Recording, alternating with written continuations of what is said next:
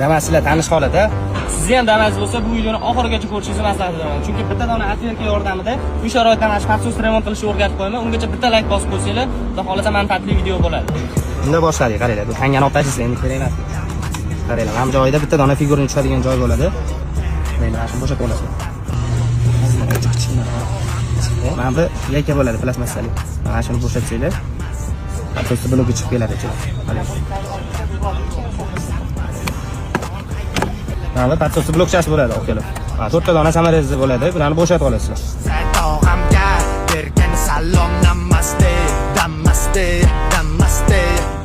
Sekin akkuratni ochasiz mana. Shuni ochganinglarda mana bu stiker yo'q tomonida mana bunaqa shayvasi bo'ladi. Hash shaklida. Ko'ryapsizlarmi? Mana shuni sal bukib qo'yasiz joyini. Ko'p bukib olish kerak emas, ozgina buksanglar bo'ladi. Nima yordi? Buni bu yoqqa qo'yasizlar, osonroq bo'ladi. Mana shu shayvani plastmassa tarafga qo'yib olasizlar. Ko'ribsizlar, sizlar mana temirni qo'yib turib, qaytarib joyiga yig'ib tashlaysizlar.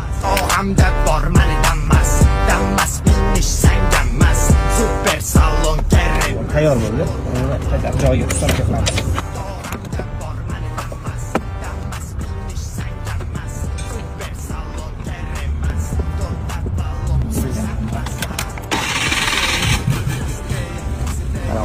Rezultatni ko'rasizlarmi? Uni qaytib ketmaydi unaqa patsos orqaga. Bu videoni siz avtomobilda qizdirayotganda ichida gaz bosib o'tiradigan tanishinglar bo'lsa jo'natib qo'yinglar.